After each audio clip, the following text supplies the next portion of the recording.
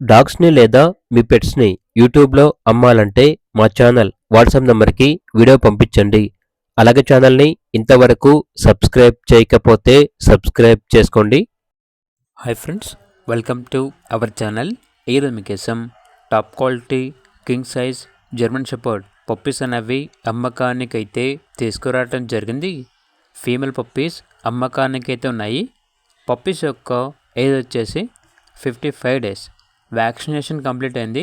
With record అనేది కూడా ఉంది. అంతేకాకుండా చాలా యాక్టివ్గా ఉంటాయి. ఎటువంటి హెల్త్ ప్రాబ్లమ్స్ అనేవి ఏమీ లేవు.